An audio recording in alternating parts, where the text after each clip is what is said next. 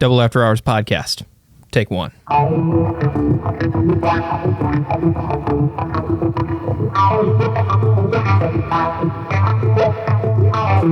Well, hello everybody. Welcome back. Double After Hours podcast. Talking about another funny little film. Oh my god, dude, this is probably the funniest film we've talked about so far, and we've looked at such gems as Cars 2, Clutch Powers, Crazy Nights, Clutch Powers. We've looked at a lot of garbage so far. But this is a diamond in the rough. You're right. It's delicious garbage. It's prehistoric humor. It's the Little Caesars of the trash we've been looking at. It rises above somehow. Oh, this is not garbage. This is a cinematic masterpiece, and I refuse to hear otherwise. There's to be in the National Archives. But you want to know what's not garbage? Who the heck we are. Yeah. Debatable. It is very debatable. Yeah, no, I'm perfect. With a certain co-host. What? Listen, we've all done our crimes here. Like, you could be referring to anyone here. Yeah, I'm referring to the one who's surrounded by Marvel posters. What? No, there's a couple of DC ones in here too. Shut up. Okay, you know what? Who are we? Let's introduce ourselves, shall we? Yeah, let's get right back on track, hopefully. It's probably going to get derailed several times. But I'm Aaron Gresser. I run the board, and I edit all of this nonsense. And boy, is it fun. I'm also joined by Charlie Robison. Hello, I'm Charlie. I do all the social media stuff. I make all the thumbnails. I write the descriptions. I do all the goofy visual stuff that people might care about. I also go to school for writing movies, and oh god, this was certainly a movie that was written, and I love it. It's wonderful. Perfect movie, no flaws. Perfect movie, no flaws. I'm Brice Guskovict. I made that incredible intro you heard. That's right. Mm-hmm. I am one of two resident music guys here on the podcast here, the show, and I am in shock of what I've just watched. I refuse to believe that this movie was a real thing that people made and said, "Yeah, put that on Amazon." Yeah. And I'm Shane Sygiel. I'm the resident video guy. Future pending. Whenever we get video, I work with cameras. Hey, and I said future pending. I said future pending. That doesn't do anything now, does it? But yeah, What do you do right now? What do you do right now for the podcast? What do you do right now? How many times have we been over this? It's episode 5. I'm the resident yapper. You're the resident guy. It's the resident yapper. This is outnumbered. Half-Life to be resident guy. We're a podcast. We're all resident yappers. That's the point. Okay. Yeah, I'm a comm major, and boy, and I work with cameras, and oh boy, the cameras in this movie were something else. I loved them. Perfect movie, no flaws. That's right. Absolute cinema is what I have to say. But yeah, the perfect movie with no flaws is the Velocipastor, obviously, because you read the script, you read the thumbnail, you read the descriptions, you goobers, you weirdos. That's right. And this is probably the most infamous, like, what the heck movie I think that's out there. Like, I think the only other one that honestly comes close is maybe Birdemic. I think that's the only other one I can think of, like, in this genre of, like, this is a movie. But okay, we could do the easy thing and make fun of it for making no sense, for looking like a student film, but that's not fun. That's not what you want. We're going to make our jokes, but guys, this movie is insane. It's great. Shane had some fun facts about the beginning of this movie he would like to share. But basically, like I pitched the idea because I watched this my freshman year, but there's just a lot of fun stuff. And what's ironic about this is how when Charlie mentioned that this was a student production, it actually was. It was, I think, back in 2010. I think somebody was working on trailers and stuff in a class, and apparently one of the trailers was for Velocipastor, and it got widely spread around that the guy, I forget his name, but I think Brendan something, whatever. Yeah, the director, writer, and editor of this movie. Yeah, he basically said, you know what? screw it, we're making this into a featured film. So that's what they did. They got a bunch of actors, a lot of quote unquote CGI. $36,000 later, and boom, we have Velocipastor, and we supposedly have a sequel coming out. We do. Whenever, yeah. I know he was like at a Comic-Con recently, and they were asking him about it, and he said like it's in production or something. So hopefully in the next few years. Oh, that'd be huge. That'd be another good episode. Velocipastor 2. Why we still remember it. But what do we think about this little movie, guys? Wow. Oh goodness. Where so do much I begin? say? There's just so much to say. We'll figure out something there. Yeah. Yeah. Something. I'll figure out something here to start. Okay. If you want to go first. I genuinely enjoyed watching. Was I confused most of the time?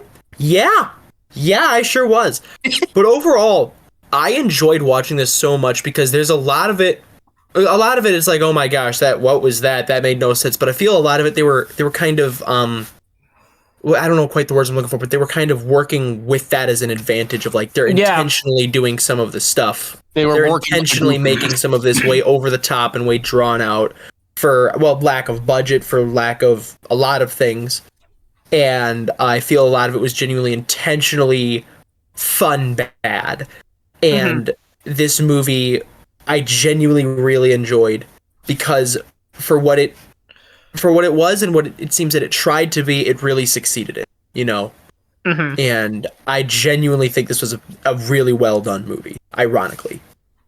Yeah, and to build off of that for my thought, it's just that movie where it's like you're expecting it to be like this kind of movie, but when you're watching it, it's something completely different with a lot of just very interesting scenes with adding a lot of just like random stuff with it. But obviously, like if you were to pitch this at like Warner Bros. Or Legendary Entertainment, this probably would actually be like an actual like Velocipastor like movie with like a stuff. But hey, I still enjoyed it for what it was, just being fun. What? What? Wait. This would be an actual movie. My brother in Christ, what are we reviewing? Any movie.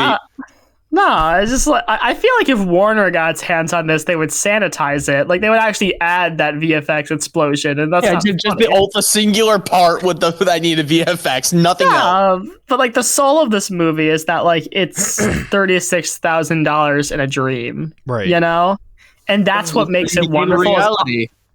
No, but like that's what makes it wonderful in a way where like if it did have a higher budget, I honestly think it would be worse because I think so much of the movie's charm is the fact that you can tell it's a small budget passion project made by these guys who just like the idea of a freaking Velocipastor.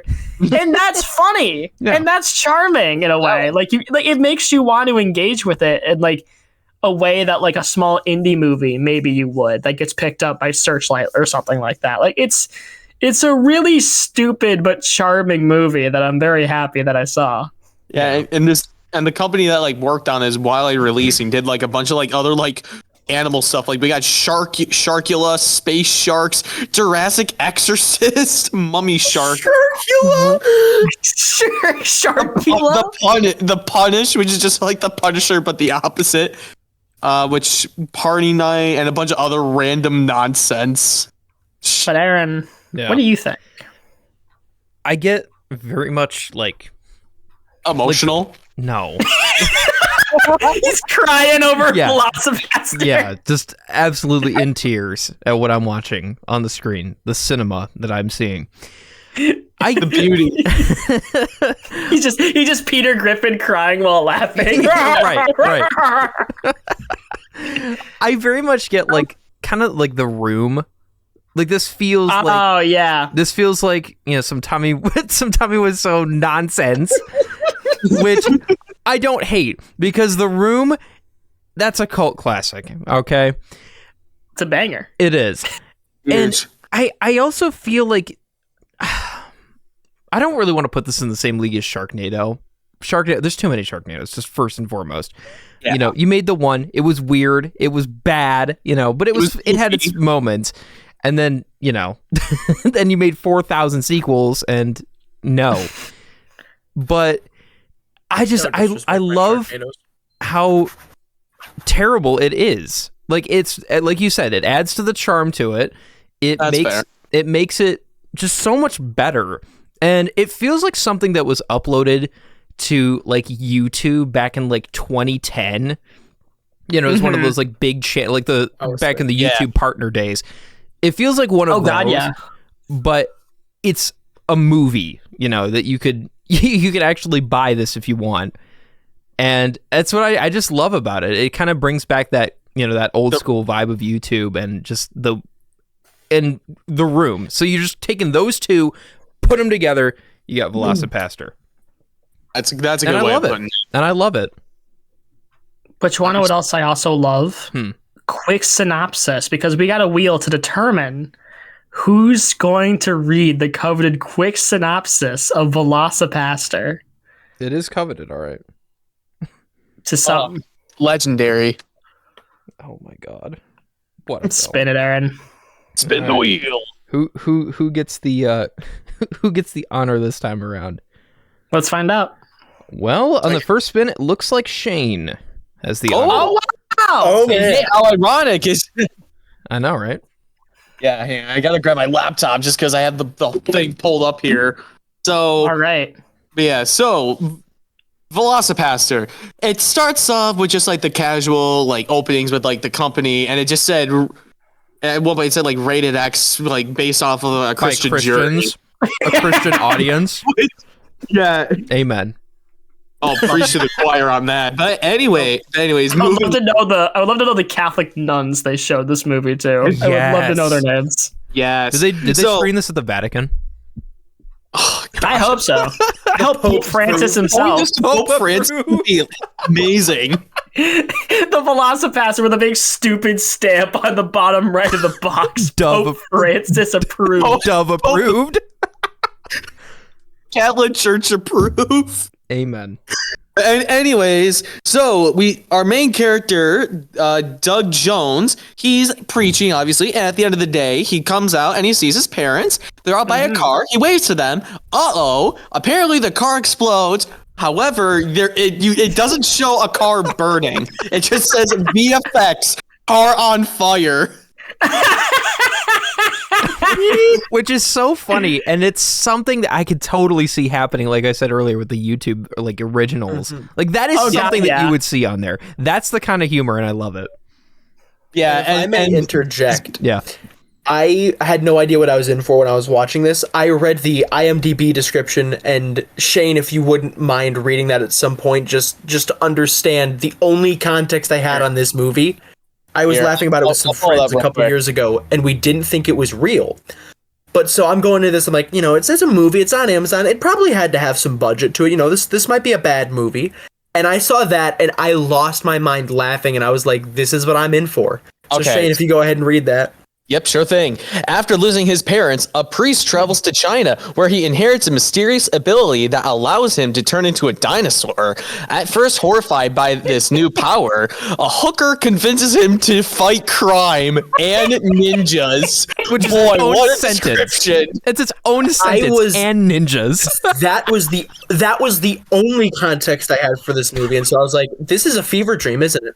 And I saw that VFX. I paused it and I go, what am I about to watch?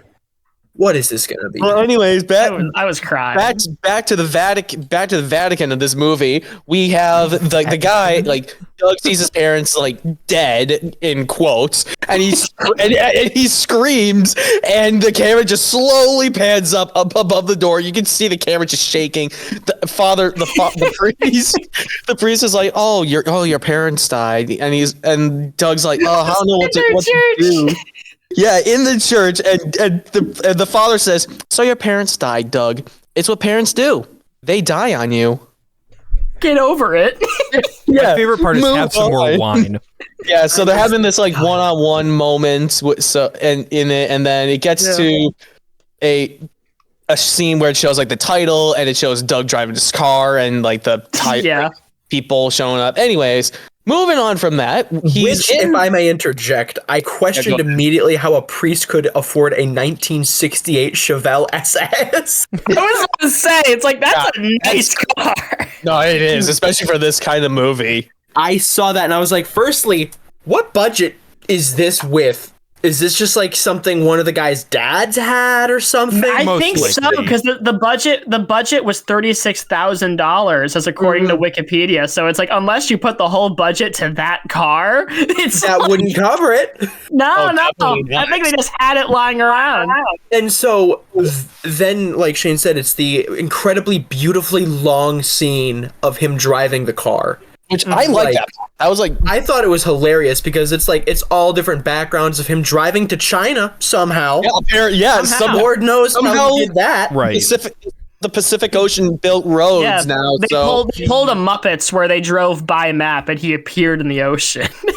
They pulled a Moses, bro. He parted the sea to get to China, apparently, in that Chevelle. Yeah. You need to go to China? Okay. Let me just part the ocean. I like the idea more they didn't part the sea. He more just pulled a Jesus and started driving on water.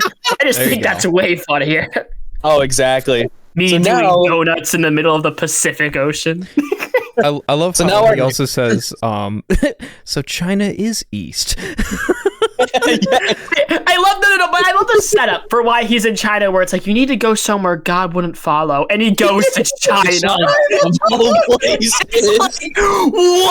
That's the most casually racist thing I've heard in my life. So crazy. Somewhere God won't follow. China. Yeah, so without being followed by anybody, including God, Doug shows up in China and he witnesses somebody get shot by an arrow. And apparently this girl is just like cough up fake blood. And she's like, you got to destroy it or they'll hunt you forever. And to which he promptly replies, are you okay? Yeah. Yeah. And then she dies and Doug is holding a dinosaur tooth.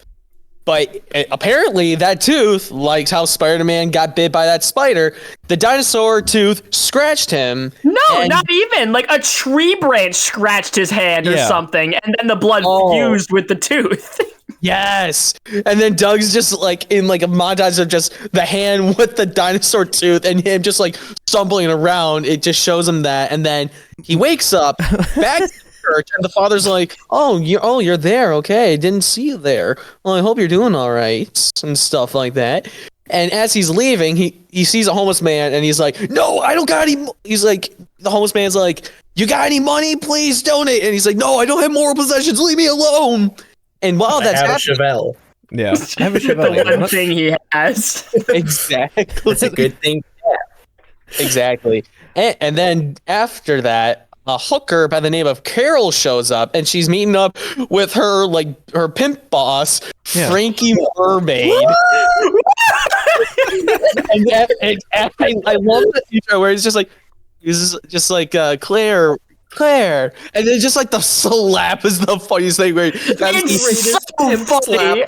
I had to rewind it. I was losing my mind. That was the greatest pimp slap I've ever. I was thinking about the Boondocks clip where it's like, we were first in love. This thing is cold. Yeah. Oh man. I got having fun. Oh my baby. But yeah, anyways, Claire's definitely not having fun. Yeah. And the pimp boss is like, no, what are you doing? You gotta give me more money. I need the money. What was the exact line? Say the exact line. Well, at one part, I had to find it real quick. It was, he said, yo, Cherry, if you stuck dicks in your mouth like you're doing that sandwich, I'd be a freaking millionaire by now. My favorite was when Charlie is dying. Yeah, my favorite was when he asked, why do they call me Frankie Mermaid? Because I'm swimming in it. It's so stupid, but it's so funny. Right. Yeah. But yeah, so while that's happening, she basically goes away, or no, it shows Frankie just laughing, and just like a Sam Raimi like close up of Carol's eyes and stuff like that. Then it goes to a forest where we see Doug just walking around, and he starts to embrace his inner Velocipastor. He looks up and he's just like, I'm Velocipastoring out. Yeah, he's didn't say that. incredible. I know. Yeah, and then disclaimer, that was not a line in the I'm film. Velocipastoring out. But anyway, you can tell how much Marvel Rivals is on the group's mind. I was because about to say, yeah, Kane's making a Rivals reference in Velocipastor. So, anyways, Carol is walking in the night, and a robber comes out, and he's like, "I'm gonna steal your purse." And then Velocipastor shows up, and he just annihilates this guy. Completely So eats. funny. And there's a mannequin head that rolls away from the crime scene, Yes. which had me in actual tears, as well as the way he shot the gun, chambering it after every shot like a shotgun. I was losing it. It was like a hesitation, like, And then we get a shot of the Velocipastor, and you can just tell it's just a guy. It's just the guy in the costume. What I loved about this scene was that you could tell, like, they're running on horror movie logic, because I think they knew it's funnier if you don't see the dinosaur costume in full at first. You have to earn it. But also because the guy's screams are so, like, half-baked. The guy goes like, ah! 2-second pause. Ah! It's like he can't even scream ferocious. It's like there's like a lag. It's so funny. Yeah, I was dying, bro. That whole thing was just crazy. Now, after that scene, Doug is in a house, and apparently Carol brought him back to her place and to heal him up and make him feel and just make him just better. Which we'll get to that part later. That was the greatest stumble of words I think we've had in Double After Hours history. I gotta say, I've had my stumbles, but God bless America. That was one of them. Yeah, so then Carol explains... We're breaking this down. So let's think about that. The hooker takes the titular Velocipastor to her home to you know, it could go and feel better. I bet the audience who hasn't seen this movie is just as confused as the main character. We'll listen to that other part later. Don't worry, ladies and gentlemen. But anyways, she basically tells Doug that he saved her life, and he doesn't believe it. So, and no, not even. She starts off with, "Last night was amazing," and like originally he thinks it's about sex, and then he's like, "Wait, what are we talking about? You turned into a dinosaur." To which she geniusly replies, "Dinosaurs never existed, and even if they did, I don't become one." Which is like, I guess Christians don't believe in dinosaurs. Okay. Spoiler alert, yes we do. I don't know why he didn't. They really do exist. Guys, T-Rexes were on the ark. It went pretty hard. But anyway. And then I think at one point, Doug says, you're a hooker? And Kara responds with, and pre-med law. But people aren't surprised as much as by that one. I mean, she's not wrong. Yeah. True. But anyways, moving on. So they go to the forest, and she shows her the body of the robber, and it's just Doug in like an orange, and like like a V-neck orange sweatshirt with no pants. Yeah. It's I thought it was a dress. No, it is a dress. It is a dress. Yeah, he has like nothing leg related, which is really funny. And then he's wearing like Converse, I think. Converse like shoes. Those throughout the whole movie in his priestly attire and not in those white Converse. I love it. Yeah, and then he's like, "No, I don't believe this. This man has got to stop. I don't believe this." And Carol's like, "What is wrong with this guy?" My favorite part is that the stumbling into branches and like whacking him in the face is a common theme. Oh my god, it's wonderful. But also the bit where he's like, I have to go to confessions right now. Like, that's his out. So I got a confession. We got to continue this. So he goes to confession, and he's in the box, and he's like, and somebody shows up, and that person is Frankie Mermaid, and he's like, man. just confess your sins. And it just shows Frankie just smoking a blunt in the confession box. Yeah, and like he's just like, like talking about all the things he did, which is later revealed that he was the one who set off that car to explode to kill the Velocipastor's parents, in which he rightfully freaks out and like grabs him from the other end of the confession with a Velociraptor like glove. Yeah. Like, there come my birth. How can you do that? My favorite part of this scene, however, was when he goes, so what haven't I done this week? Well, let's start what I have done. For the cover of 4 days. Last 4 days. I stole candy from a baby, threw the baby into the river, so that way there's no snitches. So good. And then he just keeps on going off on this list of things he's done, but he opens it with throwing a baby into the river, which had me so rolling. funny. Do drugs, sell drugs, murder people. Really, you name it. I've done it, Padre. He's like an evil Macho Man savage. Like, it's so funny. That's like the only way I can describe him. Add the Slim Jims and you're all set. No, really, he stepped into a Slim Jim and just became a criminal. It's wonderful. It's huge. I'm just thinking about the Bone Crusher from Spider-Man 1. For 3 minutes of playtime. But he's a pimp. And it's amazing. He's like the same guy. Yeah. And Doug kills him by cutting his throat. And you can obviously see that that's all just like practical effects on Frankie. It's wonderful though. It's amazing. It's amazing. So he goes back to Carol's house and he's just like, all right, how am I gonna do this? I gotta work on my powers. How are we gonna like make sure that it's like we gotta have rules. Yeah, I gotta have the rules. And then they have a long montage of him working out and him building a connection with Carol. But my thing was, he was already like kind of shredded for a priest, so I don't know why they had him doing all those that dude was buff. calisthenic workouts. I mean, your body's a temple, right? I mean, he just took that to heart, Oh, so I think it rich. was just a great excuse to have that 80s montage, which I much agree. appreciated. This movie was nothing short of those montages. Yeah.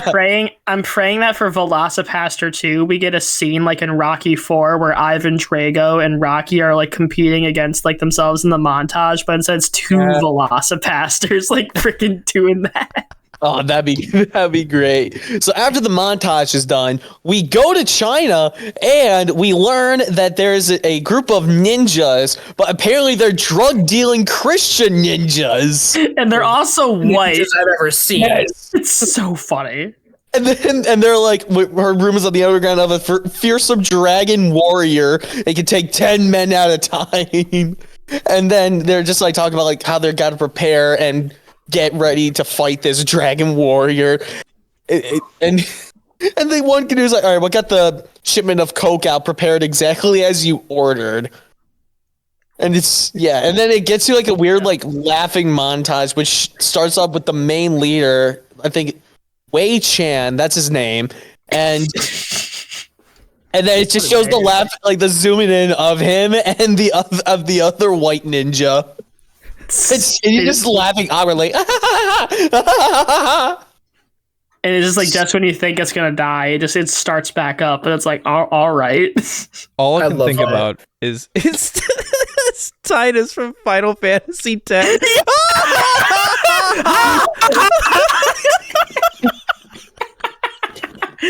And then after that, like the life is still going on. They zoom in on this one guy and this like Chinese poster board, and they just zoom right in, and it fades into the next scene where where the father sees Doug and Carol together, and the father's like, "You're with a woman? You, a man with a woman? Girl, unacceptable! You cannot do that. Inconceivable." Were those the exact? Was that the exact line? No. I was about to say. I was like, it was like, remember your commitment or whatever. Yeah, I thought it was like, did you forget your vow? That's what I thought. This is like it was very prequel dialogue. Yeah, and then the father learns that that Doug becomes a pastor whenever he's like a Velocipastor at night or something like that, just out of anger. And he's like, all right, we need to do an exorcism. Yeah. He's like, sometimes the church has its limits. We have to fight evil with evil. which was so strange. And then we got a flashback to Doug with his parents, and in that flashback we get the whole that like Spider-Man 2 where it's just like you got it. Your great power comes great responsibility. Take my hands. Yeah. Yes.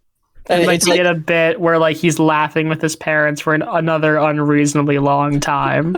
That sent me. And then like while the laugh track is going, it zooms in on each of the parents and it has like this little dialogue with him saying like, "I'm so proud of you. Just follow your heart. You know what to do." While they're still laughing in the background. Right.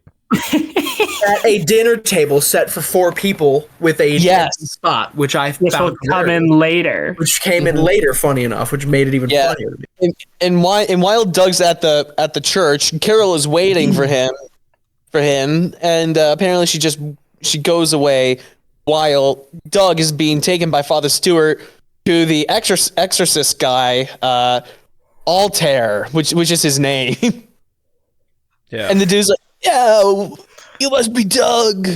I'm here to remove this thing from you." And it's just like, it's so... What would you even call what he was? Like, it was... Evil guy. Evil guy. Like, sexy Jafar. I don't know. I don't even know what he was supposed to be. Like, it looked like there were like some tarot cards, like maybe like a gypsy type guy. That's what I thought too. Like some kind of witch or like a warlock or whatever. Yeah, which is weird. What? That's a thing. No, I know, but never mind. Okay. What? Do you think of Adam Warlock? No, it's a long story. But so then he goes, "It's been years since I've seen you. Not long enough." And then it cuts to a war flashback. Oh my god. And I love how in this scene, Father Stewart is wearing the helmet backwards. I noticed that. I was losing it. It's so strange. I love it. And they're just talking, and this one, the war buddy Ollie comes back and he's like, "Hey, when you have a kid, name him after me." Yeah, and it's like he's talking for so long. It's because of my war buddy Ollie. And made it through the war and never got shot once. So then, when you tell him why he got his name, you smile at him like I always did, just like this. And as he's smiling, it zooms in. And out of the blue, who would have thought, he gets shot and dies with a cannonball-sized hole through his freaking chest. Oh yeah, there's a small hole. Yeah, it does like a giant like bullet-sized. I don't know. I'm trying to go with like a cannon-sized wound. And like he's obviously sad about it, and then his girlfriend shows up out of nowhere, slowly walks over to him, and she steps on a landmine conveniently in front of him, instantly explodes a la A-Train style, and all the blood is just on him, and his 2 war buddies go up to him and go, "I think she's too far gone." Like that tone. It's incredible. It was the greatest scene in this movie, possibly. I like how they're like. I laughed. I like how they're like, what is she doing out here? I don't know. I guess she wanted to start a family, or maybe she was trying to start a family or something. One of them racks his shotgun and just stands there and stares too. It just zooms back so funny. on Father Stewart, and it just in his voice, it's just like no one ever really comes home from the war. It's like, why did that need to be there? There was zero reason for that scene, which I think makes it even better. It tied into the story 0%. I thought they were going to show how they introduced the sorcerer. That's who I thought it was at first. And I was like, oh, sweet. Yeah. And then he blows up, and I was like, what was this? What was this? Very reasonable reaction. Oh, definitely. So, and then he comes back to the States and goes to the clergy. Back to the movie. So while they're trying to attempt the exorcism and they're speaking in Latin, Doug just basically kind of just loses his temper and just goes after everybody. And he's like roaring and stuff. And then he goes at, I love in this shot where you can clearly see Doug wearing the Velocipastor gloves. It's the funniest thing. Yeah. And he rips out the Father Stewart's eye. Mm-hmm. It's really funny. And then he just runs through the wall. With Altair just laughing and the camera just zooming in. Yeah, he goes, "What have I done? The hellhounds are loose."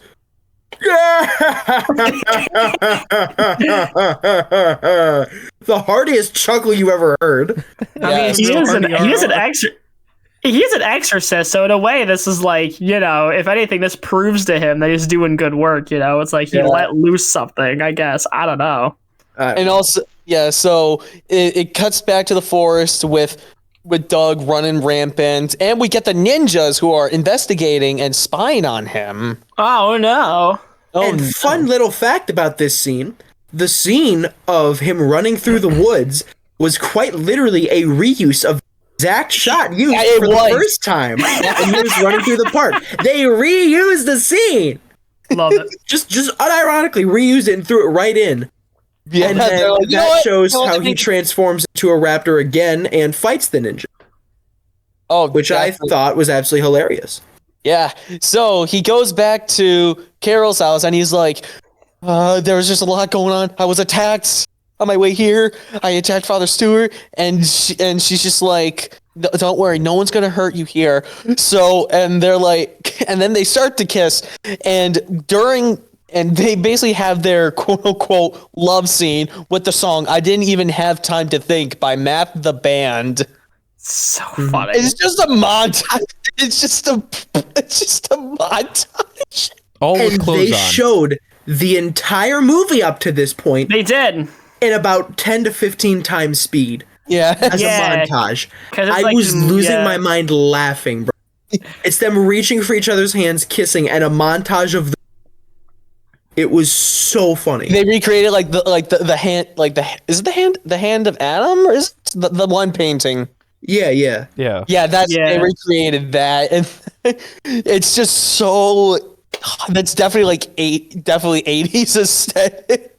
It's like they have the whole grid of all. And then it also has little flashbacks of the ninjas too, with the Bible too. It's so wonderful. Yeah. And wasn't there a random insert of the painting of Jesus their makeout scene too? Yeah, it ends how I run it. Wow. And then so we get to the morning, and the ninjas show up. So Doug and Carol in their underwear have to fight off all of these ninjas. And they actually did it, which is really funny. Yeah, it was. Yeah, and then after that, they just make out again. Which is Carol, how do you're a doctor lawyer hooker. How do you know how to fight? I mean, I get you have self-defense to some degree to make sure the creepy guys don't get on you. They're going for round 2. But you're just laying them out. Oh yeah. I think Carol's fighting choreography, unironically being the most poorly budgeted / animated / done thing of this movie, was my favorite. Mm-hmm. Yeah, and she had some of the worst fighting choreography that. Nobody even taught her how to throw a punch. She was just running with it, and I was dying, bro. Yeah. So Doug picks up one of the ninjas and he's like, "Who are you working for?" And the ninja responds, "Remember your faith, Father Jones." And then the ninja dies.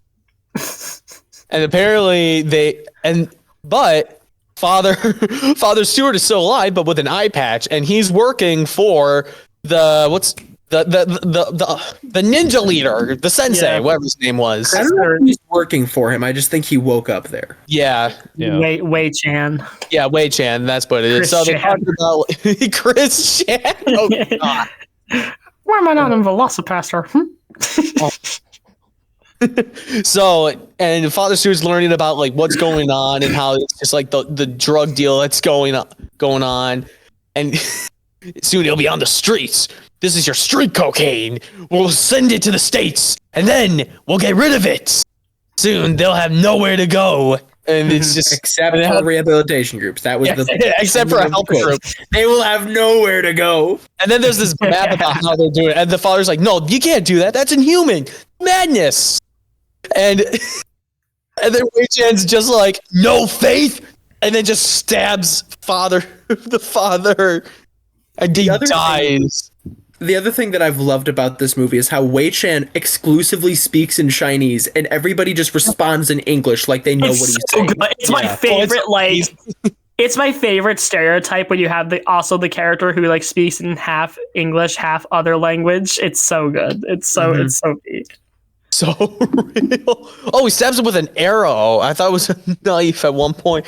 And then there's another laughing montage, and then the map burns, which then transitions back to the house, and Doug's contemplating it with the cross in his hands, and he's like, you know what? I know what I have to do. We have to go to China. So they go to China in this movie, and it just shows like the montage, like the ninjas.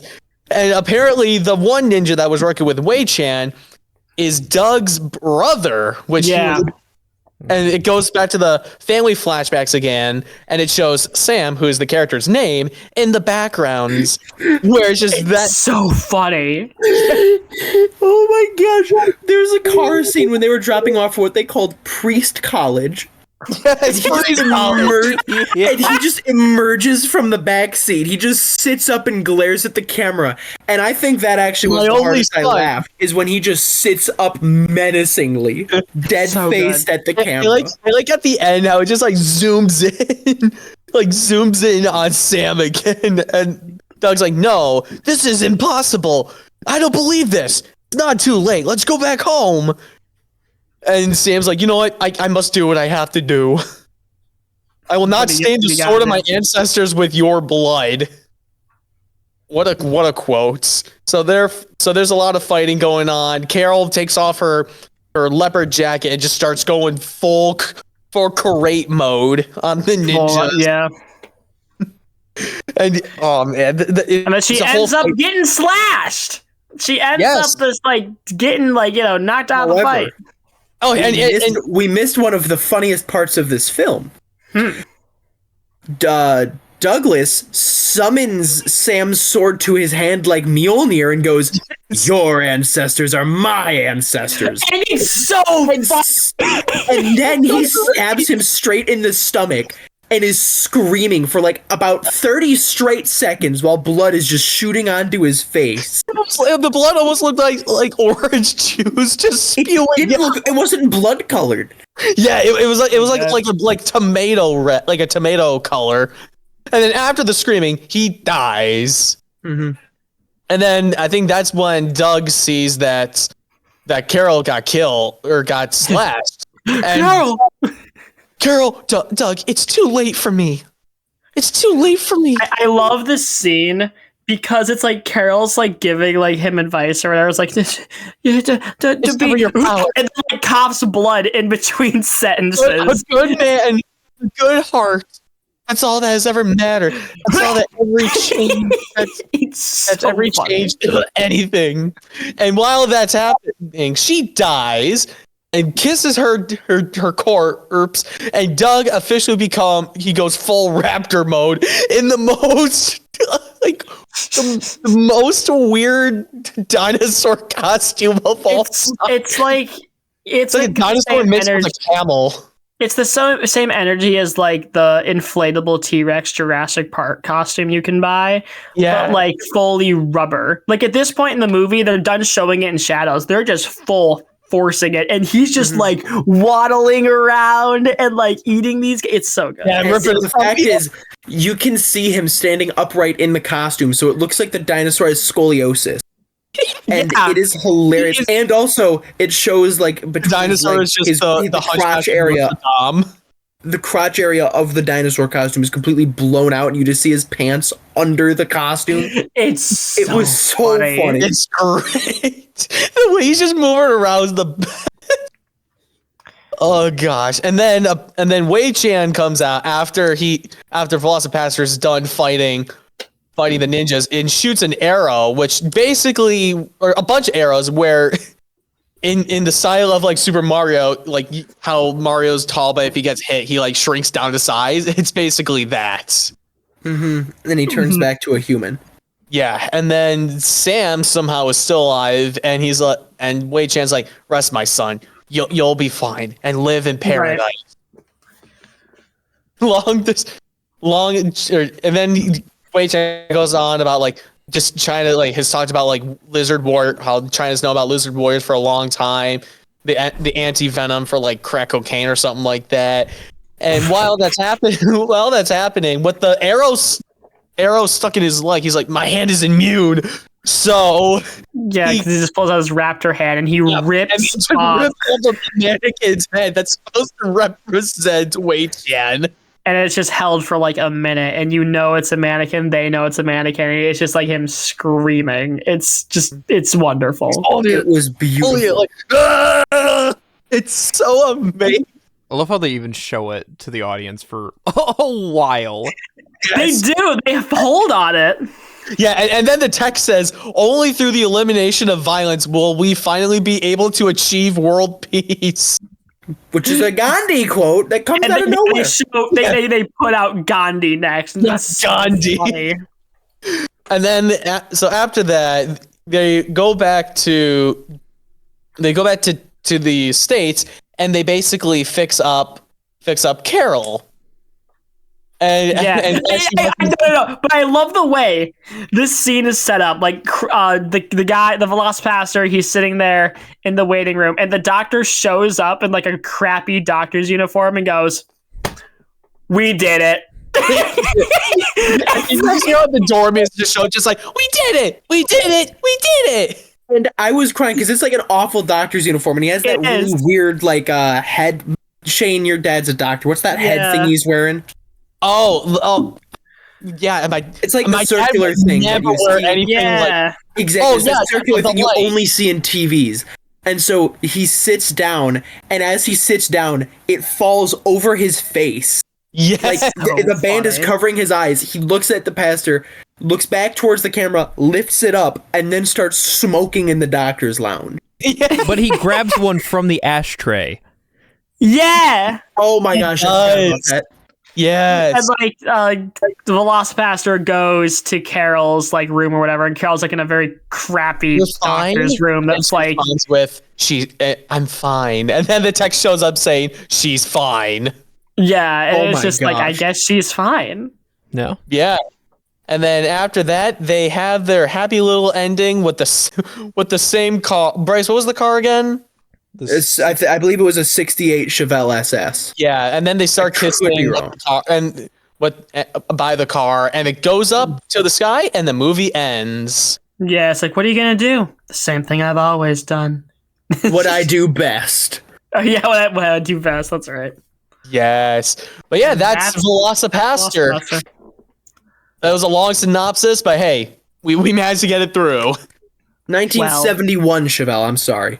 Yeah. Ooh. I just fact checked myself. Darn. I was like a couple years off. Well, we have to get to that wheel because we got some. Do we? Yeah, we got some specific things we want to hone in on. Oh, definitely. Yes, we do. Who has the wheel set up for tonight? You do. Who always has it set up? Yeah. Hey, I mean, I had the wheel set up for Captain America: Brave New World. The one time. There'll be other times. Out of 41. Hey. Was always meant. Oh, you guys can't hear me. No. The wheel roll was always Aaron back in season 1, but now we're going to be changing things up. Anyways, let's get to the wheel, shall we? We are? As we not change it up because I'm doing the wheel. Okay. That's news to me. Yeah. We'll change it up.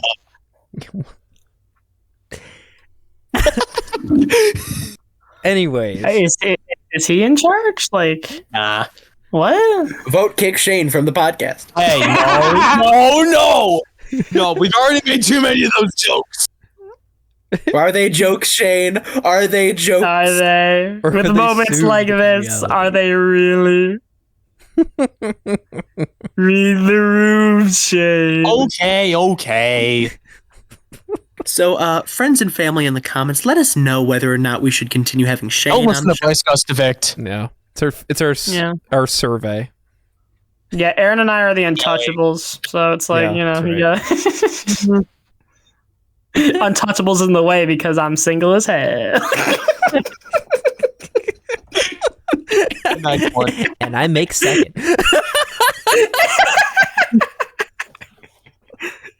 Wow. What a bit we have going here. All right, so spin that wheel. Spin that wheel. It's like Game Show Network now. Yeah, it's the time of the night where they start re-airing Family Feud until 2 a.m. Yeah. What a channel. All right. Perfect channel, no flaws. Yeah, perfect channel, no flaws. First up on the wheel is the humor/camera work, which we kind of alluded to it earlier, is that this movie works because like it's so dumb. Oh, you know? Yeah. But it's part of the charm. Like I laughed so hard at the girlfriend in the war flashback just slowly waltzing up to this guy and getting exploded. It's so funny because it makes no sense, but the movie plays it completely straight. It doesn't sit there and wink at the camera going, why should I care about this? Like, no, the character is like shocked. The characters, and I think that's honestly what makes a lot of this movie work, is that like they are playing it straight to a degree. You know, it's not like the whole thing they're winking at the camera going, haha, we don't care. No, the characters in universe really care. They're just in really goofy situations, which is the most important thing, because if you write them, there's so many movies like this that have a goofy premise, but the characters don't care. So we don't. It's simple, but it totally is the reason why I think some of these movies fail and like aren't entertaining. Like I think this is the only example that's coming up to my mind. The Rocky and Bullwinkle live action movie where they were 3D animated characters. That movie was way too self-referential, and they had characters literally stating, I don't know what you want me to think. I'm not the main character. Like that kind of humor. And it's like, all right, but it's not here. It's just played straight with $36,000, and it's so funny. Yeah, I definitely get those vibes from it too, where you know, if you're gonna be stupid like that, you know, it's better to commit to it, because they know it's bad. They know it's bad, but they're doing it, and that's the way, and that's the way the humor works. So they committed to the bit, right? Yeah. Just like us. Oh boy. Oh, man. What was that stupid joke I made in Sonic Boom about Amy Rose, where it was like, she's this, she's single. Yeah. Oh man, what was that? Because if Sonic Boom is out by now, which maybe it will be, who knows? Please, bro, Sonic Boomer bust. I'm going to work on it one of these days. That was one of our greatest gaming things. We got so many things in the pipeline. Give it time, but yeah. Because you gotta commit. Right. Yeah. The whole camera work itself was just funny, especially like all the montages too. It was. Oh yeah. It was great.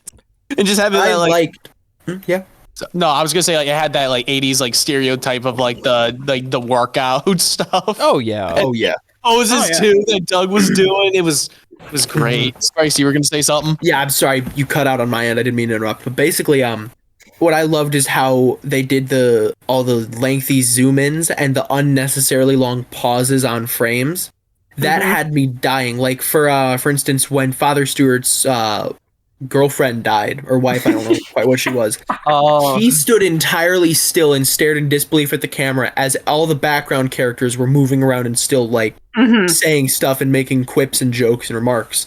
And he just stood entirely still and they just zoomed in on him. Yeah. That had me dying. And then when they kept on zooming in on who was it?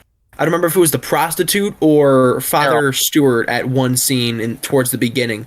They just kept on zooming in clearer and clearer on their face. It was Carol. Carol, okay. And, I was dying. I was like, this is exactly what this Frankie Mermaid was just like going off, or no, when he was laughing, and then it just like that's right. That's right. Eye close up. But the movie just has so many moments like that where it just holds the camera for an uncomfortable amount of time, or it cuts so quick that like you would have no idea what just. I think of the bit where it's before the training sequence. It's Carol and the Velocipastor. They're sitting there. standing, and you don't know what they're gonna do, but then they just high five and instantly cut to a montage. It's like I was so losing my mind. I had to rewind because I thought for a second there he slapped her and then it went to a montage, and I was like, oh wait. Boy. Yeah. Yeah, I think we got a lot of our camera stuff out. If anybody else has anything, Yeah, one more thing. I love the mix of when it's obviously a tripod and when it's obviously the shaky cam trademark. My favorite was when they were running through the woods in that opening scene, and you can tell it's a camera guy chasing him on foot with the camera. Oh my god, yeah. Yes, that one. Here's the thing: shaky cam in certain situations can be fine. It's very specific. It's you have to hit it right on the money, or it looks like ESPN Plus coverage of certain sporting events. That's a very specific reference, but look up some ESPN Plus really obscure D4 college games. And oh my god, yeah, where it's like you can tell. Yeah, it's like you can tell the shaky cam from there. If you ever want best shaky cam, watch ESPN The Ocho. That's like the best shaky cam you'll find in your life. Yes, it's fantastic. Amazing. And I think it's used for great comedic effect here. And so I would say it's probably one of those hit it right on the money kind of situations. But it's just so funny. And even when it's on the tripod, they don't have it locked or anything, because you can lock tripods for horizontal and vertical. They're just kind of panning up and panning around during cutaways. Yeah, it's like the bit where after he sees his parents get VFX exploded outside the church, it pans up and it's just shaking the whole time. It's not a clean pan at all. It's so good. Having too much fun with the old tripod. But I think we gotta spin that wheel. Yes. Yeah. Enough camera mark. Let's go to the wheel. That's right. What a segue. What a segue. What a segue. Well, actually, kind of continuing on with the visuals. How about we talk about some great VFX? Oh, yeah. Okay, so the movie has some VFX. It went to the Friday the 13th school of blood effects and how goofy they were. Oh yeah. Mm-hmm. And anyone who knows me personally knows that I love a good slasher movie that's just so stupid. And it kind of went there here. And I just love how frame one VFX car explosion. It's so funny because it works from a tonal perspective because you know exactly what you're getting frame one. Right. It's so freaking funny, and they don't stop. They just don't care throughout the whole thing, but it loops around to being kind of funny when you see him with an obvious raptor glove. It's okay. I love it. This movie had so much personality to its goofy aesthetic that it looped back around to being kind of endearing. It's amazing. Somehow. It was just all the stuff of obviously I just like how you can tell with a lot of the scenes too, with Velocipastor just ripping off limbs. Velocipastor. Yes. It's just all just mannequins and just the fake blood, tomato sauce all over the place. Right. It was mad funny. But again, that just adds to the charm of it. Oh yeah. And we love that charm. Right. The charm of fake limbs, fake blood, VFX car on fire. Velocipastor knows its place. It knows what it is. Yeah. It's not like McDonald's. It's trying to be an self-aware. upscale restaurant. They got it from the back. No. They know what they did, and they own it, and I love it. You're still thinking about putting those burgers in the back. You're still thinking about that. It's great. It's the sprinkles too. Man. You got them from the back. You got them from the back. Oh, man. And if I find those in my Timbits, it's over.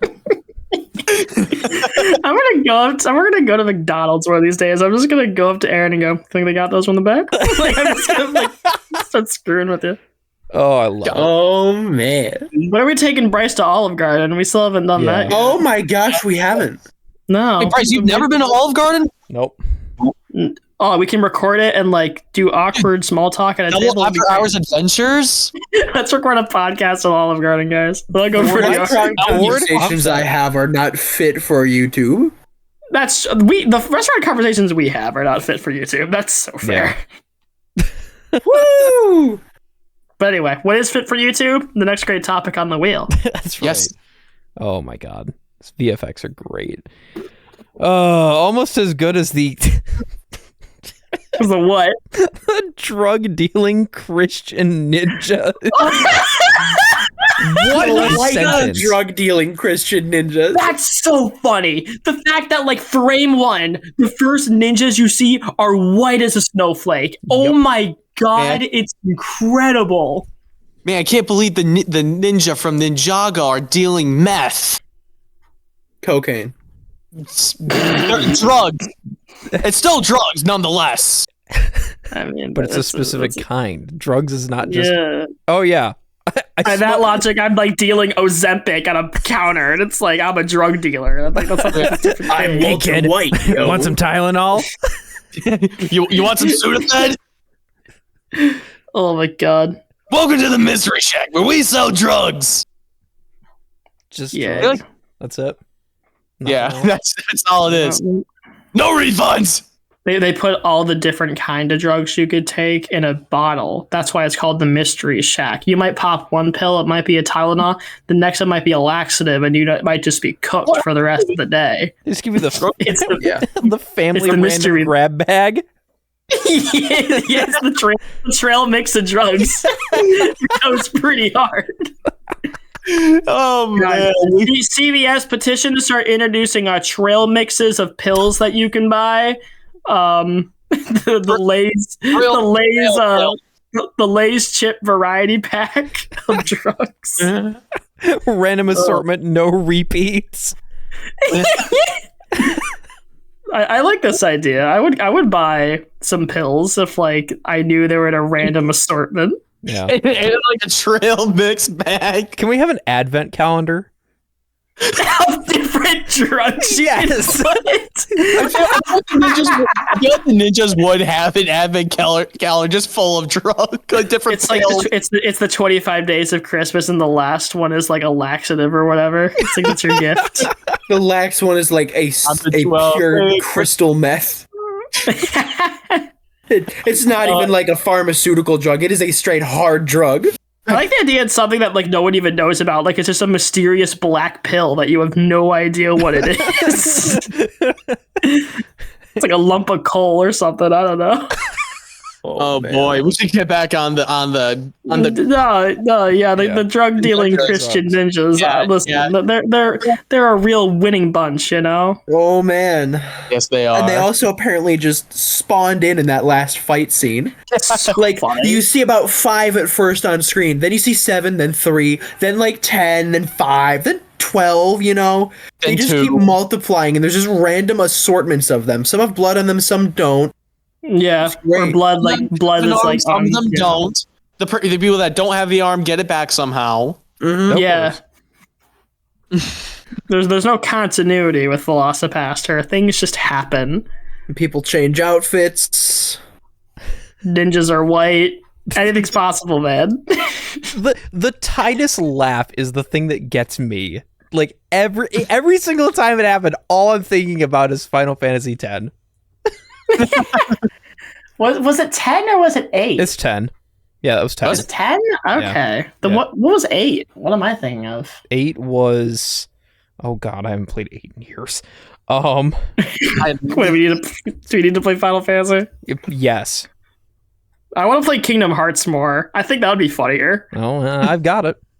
We can make That's that true. happen. I want to play Kingdom Hearts so I could, I don't know, man, just yell at it. It'd be great. Just yell. I can yell, that's a Disney thing, I know. Hee hee ha ha, consume brand. Disney reference. Yeah. I was in class today and my professor was like talking about a movie that Jeremy Renner and Anthony Mackie are in. It's called The Hurt Locker. And he was like, so Hawkeye and Captain America are in the truck, and he looks at me and goes, did that do anything for you? And I'm just sitting there going like, oh, dude, I'm popping off right now, Michael. I'm going great. Like this. How you doing today, Gary Busey? You're doing great. That's remember, kids, get on first name basis with your professors. They'll do wonderful things for you. I was about to say, bro just calls his professor Michael. I'm like next to. I had him last semester, so it's like I got this bond with the guy. He's also from Michigan, so it's like we also got that. So it's like he's just my boy. Like, I'm on first name basis with my academic advisor. I'll just put it at that. I hope so. Yeah, and my academic advisor actually used to teach at your college, Charlie. Fun fact. Well, it's his loss. It's his or her loss at hope. It's his law. No, but he's super nice though. Super nice. Trying to stop himself. He really started with it is his law. He's nice though. No. He knows. The downgrade. Listen. Oh, hope it's not grade. Yeah, it is.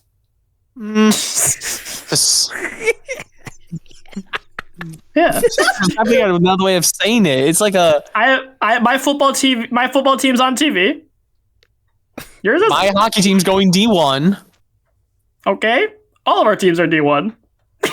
We don't need to go D1. We are D1. He's going D0. D0. D0. D2. D0. We're skipping over numbers. Oh man, we just got sidetracked talking about. Hey, yo, welcome back to Hope College. We got our D37 football team showing up. Okay. Shane Sygiel, starting quarterback. I did play football back in my. Shane's gonna be the next Kyler Murray and just run like a toddler on the field, and I'm going to be popping off. No, if I were to do football, I probably would have done well. Shane, you're only like a litter taller than me. No, have you seen my physique? Yeah. I would be good as like a wide receiver. Oh, Brice, where are you going? No, like Shane, like have you seen my physique? Boy, oh boy, where do I begin to unpack that statement? Bruh. Shane, can't you just accept you're the Brock Purdy over here and you'd be a system QB if you made the league? Bro's pressure rating will be 2. Shane Sygiel. Nobody's trying to stop that. No. Shane Sygiel sounds like a great Jimmy Garoppolo tribute, man. That's all I have to say. Nah. I actually would do pretty good in football. What would be your position, Shane? What would be your position? Wide receiver. Why? Or tight end. That one's like slightly better, but I think you need to be. I give you lineman. No, you don't want to say tight end. Linemen need to be like 7 foot tall and 300 pounds, and Shane is not those two things. Like, I'm like 5'10", 5'11", and like at 190. Shane's gonna be a show me water boy. Shane is not making it to the NFL with this one. I love Show Me Water Boy. That's really funny. Oh boy. Shane's gonna be a white corner, and you're gonna like it. Oh wow. Dang, I see. Dang, now I see. There's gonna be a bootleg Cooper DeJean. Anyway, shout out to Cooper DeJean for getting that interception in the Super Bowl. That went pretty hard. Let's go, Coop. Coop is good. Iowa legend. But anyway, one of the exciting whites. Dude, he's the greatest white. He's a whiteout. You know, like he's wonderful. Love that guy. I'll never forget the white off. That's right, the white off. White off from 8 Crazy Nights. Oh man. But I wish I was there. Wow, we got so off topic making fun of Shane. What we're talking about the. It's never off topic making fun of Shane. No, I agree, but like, what are we talking about? Drug dealing Christian ninjas. Oh, so Shane, yeah, no, this works. I was definitely one of the ninjas. Yeah, he was in there. Yeah, somewhere he was in the background. Oh yeah, definitely. He was the ninja water boy or something. The ninja water boy. It goes pretty hard, but dang, I see my worth now. Shane, I'm just really listen. Water boys are well paid. I don't know what you're. Oh no, they are. They are. They're very Wide well receiver. I'll take that. Only thing you're catching is these hands. paid. Bro thinks he's Justin Jefferson. He's about to be Adam Thielen these hands. I'll let you know. I haven't fumbled anything in a while, which I'll say that for now. But anyways, I haven't played football in a while. You fumbled a sentence like 30 minutes ago. I don't want to hear any of that. Oh my god! But anyway, oh my god, we're talking about drug dealing Christian. Do we have anything else to say other than they're funny? They're funny. Yeah, that's funny. about it. All right, wheel. Yes, Yes. we need to spin that freaking wheel. Good lord. All right, next up, it's the raptor costume. It's so funny, guys. When I saw that, bro. Yeah. Scoliosis raptor was my favorite. Paper with the mache. crotch. I think what I love most about it, I know I already said it, but I'm gonna say it again, is that the movie treated it like it was a horror monster. Yeah. It treated it like it was the alien from Alien, you know? Like the less you see of it, the funnier it kind of is. But then you see it full force in the last sequence, and he's just like hunching around like the hunchback of Notre Dame, and he's just like trying to, it's just like, it felt like the movie knew that all you were going to think about afterwards was the raptor costume. Oh, and yeah. they just successfully hit it and then just ran with it. That was great. It's so funny. What's up? I'm just thinking about it. It's so good. Exactly. Like you just think about it and it's funny. Oh my I god. think I would have liked just to see more Christian elements on the raptor. Like I would have loved to see like a cross on the raptor somehow. Like as he's eating someone, he's dangling a cross in front of them, and so like their eyes are like being annoyed as they're getting eaten alive. I don't know. Destroying coke ninjas in the name of the Lord. Don't we all? Yes. We all average Tuesday. Yeah. Yeah. It's a fun activity. I feel like Coke Ninjas is like a slur for something, and I don't know what it is yet. Like that's an insult somewhere to someone. Yeah, definitely. I don't know, man. This has that ring to it. And I don't like it. It definitely has a racy ring to it. Ooh, stinky. Ooh, Icy one. boy. Oh boy, ooh boy. Aaron's favorite phrase. Ooh boy. Love hoo boy. What was even ooh boy from? I don't even remember. It was. I think it was from Spider-Man. I think it was. I think I said it, and like you started crying. Oh, no, wasn't it? Oh boy, yeah. Well, No, boy, that's- yeah, was that's- one of them, but like hoo boy yes, was something. but ooh boy was something else, which is different than oh boy, yeah. Hey, listen, Die Hard fans, you know the episode. Give us the timestamp. Yeah, tell us. I'm pretty sure it's Spider-Man 1, but I might be wrong. But anyway, I love the costume. In the official credits for this movie, Jesse Turrets, who is the ninja, fun random fact that I just found, his cast is literally acknowledged as Sam the White Ninja. That is his official role name. But like, there's other white ninjas too. I mean, I guess because like this the costume. is the White Ninja. I guess because like he's wearing a white suit. Yeah. So, yes, that is. I love that. The more you look into it, just the better this movie gets. Mm-hmm. Do you have anything else to say about the costume or like the I do. Velocipastor himself? I do not. I just think I'm glad they didn't do like, crusty like VFX. I'm glad it was just That would have been funny too, though. Oh well, yeah, but I don't think it would have had the same impact. No, it would have the same charm. Yeah. Like a crude drawing of something like a Velocipastor or something like that. Yeah. I don't know. Anyways, Great. Well, we have reached the final thing on the wheel because there's been so many sidetracks. Last thing up is fun facts. I think we just like covered a lot of like the that fun fact, just mainly about like how it was just initially a student project and then it just evolved into all of this, and also like here. Let me pull up the IMDb real quick because it did list a bunch of like other stuff in here too that I.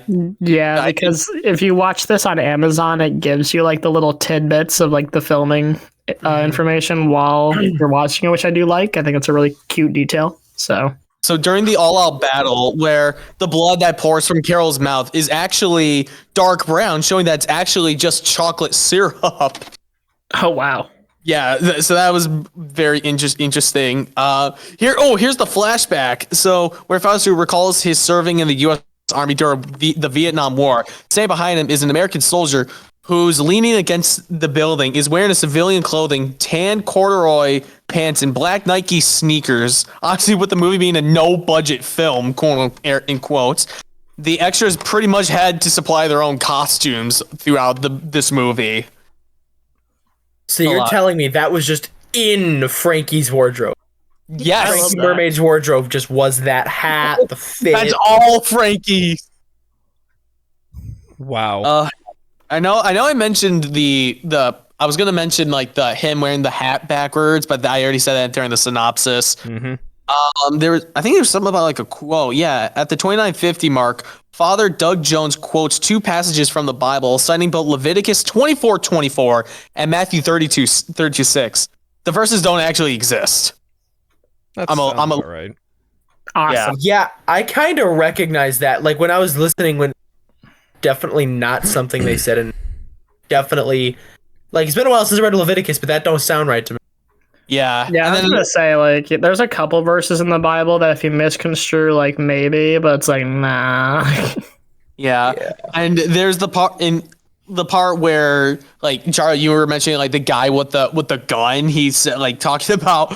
It said on IMDb, it said first, a semi-automatic does not need to be racked for each shot, and second, during none of those actions is a shell casing shown being ejected. Which that scene it was so weird, but just like it adds to the creativity of this movie of just how it's a low to no budget movie. It was fully done to an entertaining way, and everybody likes it. Yeah, I guess like to wrap things up because we've been going for a minute. Yeah, you know, we've made fun of this movie a little bit, but honestly, I think we do it more just out of like things that we enjoyed rather than just like calling this movie bad, because honestly I think this movie is a lot better than something like 8 Crazy Nights, which is maybe like technically better. But this movie has the soul, you know, like it has it's the passion project of someone who made a goofy student film trailer and wanted to see his vision come to life, and it did. And you know what, it's so dumb, it's so goofy, but it's so funny. And it's brought a lot of people some good old laughs. And you know what? It knows what it is. It's not pretending to be art house. It knows exactly what it is. Mm-hmm. And I enjoyed it. You know, I think it's really funny. Yeah, I loved it. Yeah, to go off, what Charlie said, it's just that movie where you watch it for the entertainment. You're not there to like criticize of how like bad all the shots are. You're just there to just watch it for fun. It's just like a night, just that movie. Just you get a bunch of good, goofy, funny laughs out of it, and it's just a good movie. Yeah, my closing thoughts are pretty much that exactly. Like I freaking loved it. Thought it was a hilarious fever dream of a movie. Oh, definitely. Like I have no genuine criticisms. I am in love with this movie, and I will be showing this to my friends. Watch it. So funny. Oh, definitely, you should. Aaron, what are your closing thoughts? Well, like I said in the beginning, you know, this brings back old school YouTube kind of originals / just like The Room and Birdemic, where they own it. They're owning that this is like just awful. And that combination of humor, I think, works so well for this that this is, I might put this in like a ranking of some of my favorite movies of all time. I don't know. God. I think this might go in the list. It's just so funny. It works so well, you know. Now we have to check out Sharkula next, which came out in 2022. Yeah, I feel like we got to make this a semi-tradition of like occasionally watching just a stinky, tacular, funny movie. Hollow Tree Productions special, bro. Oh, God, yeah. But speaking of things we got to make a tradition, thank you guys so much for listening to the Double After Hours podcast. It's been an absolute pleasure to record this one, and it did not go horribly wrong like the last one. But before we all say our goodbyes and we hit you with a fun little end card, we got to let you know what the heck is coming up next. And guys, we are finally getting around to the biggest show in the world, Velocipastor. Just kidding. We are finally getting around to the Netflix classic Stranger Things because season 5, the last one, is coming out this year. And you know what? Got to strike while the iron's hot. So we're coming out with season 1 after this, the best season. And it all goes downhill before it picks up again. We'll see how season 5 ends it. But I can't wait to talk about that one. It's genuinely one of my favorite pieces of TV of all time. It's so good. It's so fun. We're probably going to structure that one a little differently because we cannot do quick synopsis for an 8-hour-long TV show. That would go on for too long. So stay tuned for how we're going to do that. I cannot wait to see that one. And also look out for, we're probably going to be doing some kind of March Madness bracket thing in the next couple of weeks. We'll let you know on the socials what that's going to look like and where the links are to sign up. We don't know if there's going to be a prize yet, but we're going to tell you all about it in some podcast coming in the future when we iron out all the kinks and maybe a voiceover. Maybe we'll record it there. But that's all I have to say. I've been Charlie Robison. See y'all next time. Have a good night. I've been Brice Guskovict. Thank you all for your time. And Velocipastor up, you know what I'm saying? Prayers up. Say a quick prayer to Velocipastor. Not to Velocipastor. What idolatry are we encouraging? The right one. Goes the line, touch thy not with thy sinful hand. Forgive me, Velocipastor, for I have sinned. Okay, well, I've been Shane Sygiel. Thanks again for listening, and we'll see you all next week. I can't get over that. What? It's one of the ideologies of all time. It's a good one, you know? Like, it's a winner. Gosh. That's be the new title. The new title, Velocipastor, the ideologies of all time. It's better than like being like a spaghettitarian or whatever that one is, the Church of the Flying Spaghetti. Like Pastafarian or whatever Pastafarian, there it is. Yeah. This is Church of the Fawns. Oh. I like the Church of the Fawns. That's a fun one. Oh, I'm definitely not a believer in that religion, but I'm definitely a fan of it. Good Lord. And I'm Aaron Gresser. What an ideology. We'll catch y'all next time. Thank you for listening to the Double After Hours podcast. If you like what you heard, be sure to subscribe to us wherever you get your podcast. If you want to see a full list of our platforms, be sure to check out our page at rss.com, linked in the description below. We've got social media pages featuring highlights on Instagram, Facebook, and TikTok, with links below. The best way to help us grow is by sharing us wherever you can, or by telling a friend, family member, co-worker, or whoever by word of mouth. It goes a long way. Thanks for listening and staying after hours.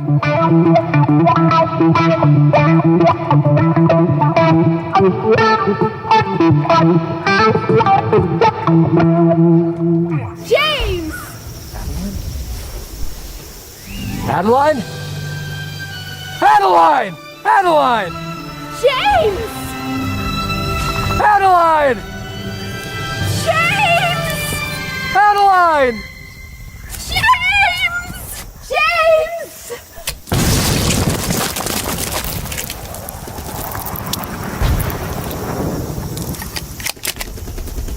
I don't think we can do anything for her now. She's too far gone.